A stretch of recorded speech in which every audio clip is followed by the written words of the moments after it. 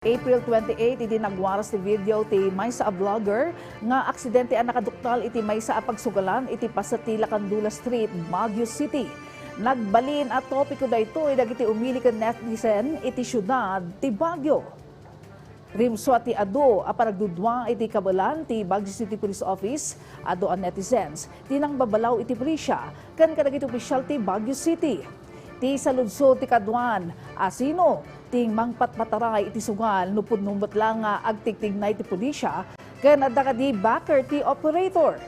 Dapay dagiti nang saludsod no na-relieve dagiti dadum mga opisyalis ti pulisya iti Pangasinan gapu iti weteng apay asaan na maaramid iti Baguio City. Nupay kasta, ilang lawag ni Baguio City Mayor Benjamin Magalong nag-resurface lang ti video ken naala daytoy iti Nobyembre iti 2025. Impasigurado na nga agtultuloy iti operasyon ken kampanya dagiti kamang ti Baguio City Police Office tapno may pasarden ken may parikep dagiti pagsugalan iti syudad.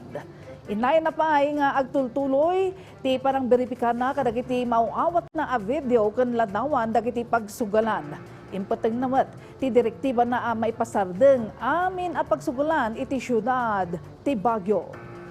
So tuloy-tuloy yung kanilang kampanya. Nagbigay uli ako ng instruction kahapon. Dahil meron naman ako natanggap na isang video ito. Pero it appears na itong video na to was actually posted November pa, sabi niya. So they're validating it. So ang instruction ko is lahat ng gambling dito, hinto lang.